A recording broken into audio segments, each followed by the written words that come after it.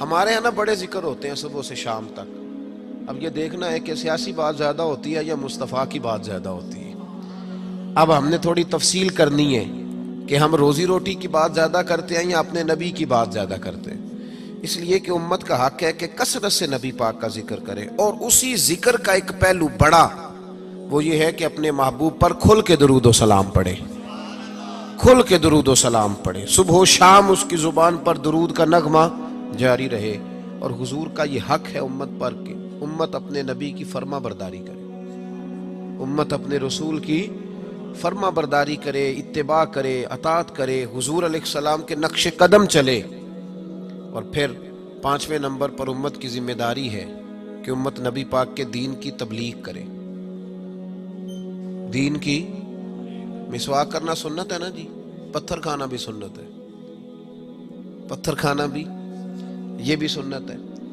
نبی پاک صلی اللہ تعالیٰ علیہ وآلہ وسلم کی محفل میلاد میں ذکر مصطفیٰ کرنا بھی سنت ہے. اچھا پھر مزے کی بات دیکھیں، اشتہار لگانا جو ہے نا، اشتہار یہ تو بدعت حسنہ ہے. اور دروازہ کھٹکھٹا کے کسی کو محفل کی دعوت دینا، یہ میرے محبوب علیہ السلام کی عین سنت سے ثابت ہے. تو جس کا زیادہ اجر تھا نا اس طرف توجہ ہی نہیں. دروازہ کھٹکھٹا کے کہ بھائی آج محفل ہے، یہ وہ سنت ہے جو میرے محبوب نے طائف جا کے ادا کی تھی. لوگ کہتے ہیں بڑا خرچہ کیا. بھائی کیا خرچہ کیا ہے؟ کہتے ہیں میں 26,000 دے اشتہار چھاپے. بھائی سب سے زیادہ ضروری کام، بہت سارے ایسے بد مذہب ہیں، ان کے بڑے بڑے ایسے مبلغ ہیں جن کا آپ نے کبھی اشتہار نہیں دیکھا ہوگا، مجمع ہزاروں میں، اس لیے کہ وہ ان کا ہر بندہ اشتہار بن جاتا ہے، ہر بندہ.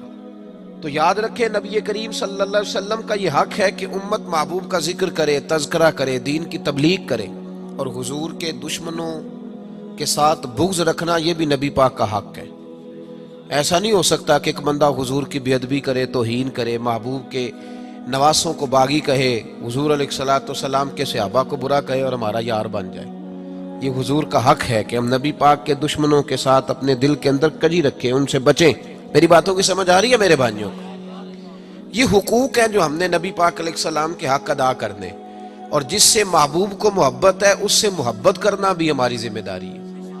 حضرت مجدد الفسانی رحمۃ اللہ علیہ فرماتے ہیں کہ میں نا گھر میں ختم شریف پڑھتا تھا، اصالہ ثواب کرتا تھا، تو میں بہت سارے صحابہ کا نام لیتا، اہل بیت کا نام لیتا، اصالہ ثواب کرتا، صرف سیدہ عائشہ کا نام نہیں لیتا تھا.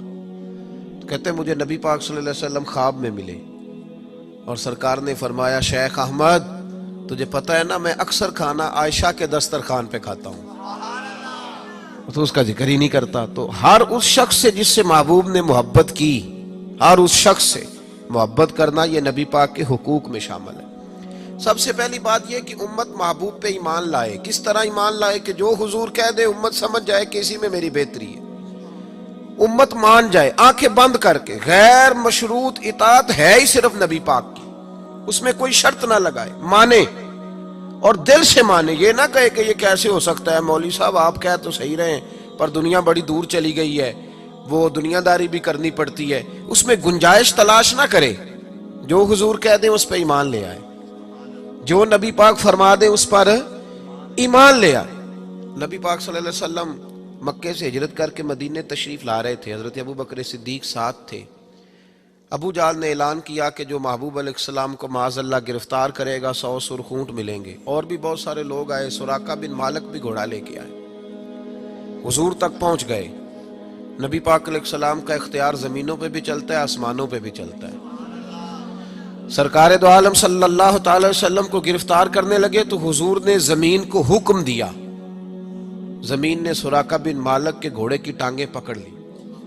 گھوڑا اندر دھسنے لگا تو سراقہ کہتے ہیں میرے اندر سے آواز آئی یہ اللہ کے سچے نبی ہیں، لیکن ابھی میں پورا مانا نہیں. کہتے ہیں میں نے عرض کی کہ حضور مجھے معاف کر دیں، تو معاف کرنا تو میرے محبوب کا طریقہ ہے نا. کہتے ہیں معافی مانگی تو محبوب نے اسی وقت فرمایا جا تجھے معاف کیا. سراقہ کہتے ہیں میں نے پھر جرت کی، پھر بڑھنے لگا، پھر زمین نے میرے گھوڑے کو پکڑ لیا، ٹانگیں اندر دھسنے لگی. البدایہ والنہایہ اٹھا کر کے دیکھیے محبوب پاک سید عالم صلی اللہ علیہ وسلم نے دوسری دفعہ جب زمین میں اس کا گھوڑا دھسنے لگا تو پھر عرض کرنے لگے حضور معاف کر دیں. فرمایا جا تجھے معاف کیا. سراقہ کہتے ہیں آواز اندر سے آئی پر ابھی میں پورا مانا.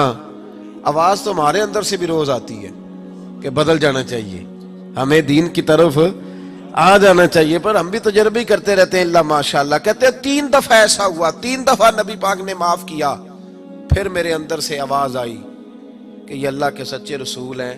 جب تیسری دفعہ معاف کیا تو محبوب مسکرانے لگے. ایک کسرا کا بادشاہ تھا, توجہ ہے میری بات پر, کسرا کا ایک بادشاہ تھا تو ہاتھوں میں کنگن پہنتا تھا, موٹے موٹے سونے کے کنگن. وہ جب بات کرتا نا تو کنگن ہلتے, جس طرح ہمارے حکمرانوں کے بڑے للے تو للے نہیں. آپ کا ایک ایسا وزیر اعظم گزرا ہے جو دلی سے کپڑے خریدتا تھا اور آسٹریلیا سے سلوایا کرتا تھا. یہ غریب قوم کے حکمران ہیں. چلیں خیر, ان کی میں کیا بات کروں, اب تو پیروں کی گاڑی بھی 1.5 کروڑ کی آتی ہے, ان کی میں کیا بات کروں. اب تو لوگوں کو فقر کا درس ہے, دنیا کو کہتے ہیں فقیر ہوتے جاؤ خود امیر ہوتے جاتے. اب تو یہاں بھی حال بڑا اللہ ماشاءاللہ عجیب ہے. اس طرف کیا جاؤں, یہاں بھی رونا بڑا سخت ہے. غریب سادہ تو رو رو کے ہو گیا تائب, کاش اس پیر مغاں کو بھی مل جاتی توبہ کی توفیق. اور اقبال نے کہا یہ نذرانہ نہیں, یہ سود ہے پیران حرم کا, جو لگایا ہوا ہے ٹیکس. آئے ہو تو کیا لے کے آئے ہو, عام دام برسر مطلب. وہ کسرا کا بادشاہ جو تھا وہ کنگن پہنتا تھا, جب بات کرتا تھا تو بجتے تھے, تو مشہور بڑے تھے کہ اس کے کنگن ہیں بھائی. نبی پاک صلی اللہ تعالی علیہ وآلہ وسلم کو جب سراقہ آگے بڑھے نا گرفتار کرنے, تو محبوب نے فرمایا تو مجھے پکڑنے آیا ہے, ایک وقت آئے گا کسرا کا علاقہ فتح ہوگا, اس کے وہ کنگن میرے غلام اتار کے لائیں گے, اور سراقہ میں یہاں کھڑے ہو کے سالوں بعد کا وہ واقعہ دیکھ رہا ہوں کہ اس کے کنگن تیرے ہاتھوں میں آئیں گے. اب ذرا رک کے سوچئے, مکے سے نکلے ہیں, مدینے ابھی پہنچے نہیں, ایک گاؤں پہ بھی مسلمانوں کی حکومت نہیں, میرے محبوب نے اتنی بڑی بات کر دی, کسرا کا علاقہ فتح ہوگا. حضرت ابو بکر صدیق مسکرانے لگے. عامر بن فہیرہ فرماتے ہیں میرا سینہ چوڑا ہو گیا, بھئی تمہیں کیا ہوا؟ کہنے لگے محبوب نے کہہ دیا ہے تو انشاءاللہ علاقہ فتح ہو کے رہے گا. ساڑھے نبی دی زبان ساڑھے واسطے قرآن, حضور نے فرما دیا لہذا ہوگا, یقین کامل کی دولت. سراقہ مسلمان ہو گئے, زمانہ گزر گیا, محبوب علیہ السلام نے وصال ظاہری فرمایا, حضرت ابو بکر صدیق کا دور آیا, پھر حضرت عمر کا زمانہ آیا. ایک موقع پہ جنگ ہو رہی تھی, صاحب طبقات نے لکھا ہے جنگ ہو رہی ہے تو کافر قلعہ بند ہو گئے. بڑے بڑے قلعے ہوتے تھے, آپ نے دیکھے ہوں گے پرانے قلعے, چھوٹی اینٹ کے بنے ہوتے تھے, لکڑی کا دروازہ ہوتا تھا بہت بڑا. اور دفاعی جنگ جب لوگ کرتے تھے نا دفاعی محاذ پہ, تو 2-3 مہینے کا راشن لے کے لوگ اندر بند ہو جاتے تھے. میری باتوں کی سمجھ آ رہی ہے میرے بھائیوں کو؟ اندر بند ہو جاتے تھے. کافر قلعہ بند ہو گئے. حضرت سعد بن ابی وقاص رضی اللہ تعالیٰ عنہ کی قیادت میں جہاد ہو رہا تھا. اب کافر نہ باہر آتے ہیں, باہر آئیں لڑائی ہو تو پتہ چلے نا ہارا کون جیتا کون.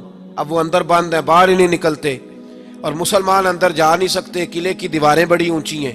ایک منجنیق ہوتی تھی گلیل کی طرز پہ بنی, اس میں رکھ کے نا بڑے بڑے پتھر تو اندر پھینکے جاتے تھے.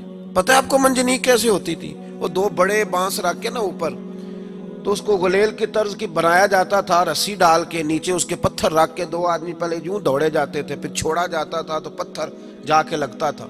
تو صحابہ نے مشورہ کیا کہ اندر پتھر پھینکتے. پھر ایک صحابی کہنے لگے یار اندر پتھر پھینکیں گے وہ پتہ نہیں کہاں ہیں, انہیں لگے کہ نہ لگے. حضرت سراقہ بن مالک بھی تھے, کہنے لگے پتھر نہ پھینکو, منجنیق میں رکھ کے مجھے اندر پھینکو, میں اندر سے جا کے دروازہ کھولتا ہوں. اور ان کو پکڑ لیتے ہیں. انہوں نے کہا جناب کوئی سمجھداری والی بات کریں, آپ کدھر نکل گئے؟ پہلی بات تو یہ ہے کہ جب ہم آپ کو اندر پھینکیں گے تو آپ اس قدر تیزی سے گریں گے کہ آپ کی ہڈی پسلی کوئی نہیں بچے گی, اور اگر آپ زندہ بچ بھی گئے تو یہودی آپ کو چھوڑیں گے نہیں. جناب سراقہ کہنے لگے تم اس طرح کرو, میری پرواہ نہ کرو, مجھے پھینکو, مجھے کچھ بھی نہیں ہوگا, میں زندہ دروازہ کھول لوں گا. اور تمہیں دکھا بابا جی رات سے پردہ تو ہٹائیں, فرمایا وہ بعد میں بتاؤں گا, پہلے پھینکو تو صحیح. زبردستی کا پھینکو, ڈالا اندر منجنیق کے اندر, پھینکا, تھوڑی دیر گزری تو حضرت سراقہ دروازہ کھول کے باہر آ گئے. فرمانے لگے لو بھائی مجھے تو کچھ بھی نہیں ہوا, کپڑے جھاڑ رہا ہوں, کوئی شے نہیں. باہر آئے, جنگ ہوئی, فتح ہوئی. اب صحابہ ان کے گرد بیٹھ گئے, کہنے لگے سراقہ وہ کرامت کیا ہے؟ وہ کون سا نسخہ ہے جس سے آپ زندہ آ گئے؟ تو جناب سراقہ رونے لگے، فرمانے لگے نسخہ کوئی بھی نہیں، میرا ایمان بڑا مضبوط ہے، میرا اپنے نبی پہ ایمان بڑا مضبوط ہے۔ میرے رسول پاک نے فرمایا تھا تیرے ہاتھوں میں کسرا کے کنگن آئیں گے، فرمایا ابھی کنگن نہیں آئے، اور جب تک میرے ہاتھوں میں کنگن نہیں آتے جناب اسرائیل بھی کوئی نہیں آئیں گے، وہ تبھی آئیں گے جب میرے ہاتھوں میں کنگن۔ اقبال نے مسلمان کا ایک مسئلہ بیان کیا، اقبال کہتے ہیں مسلمان تیرا اصل مسئلہ یہ ہے کہ غلامی سے بدتر ہے تیری بے یقینی۔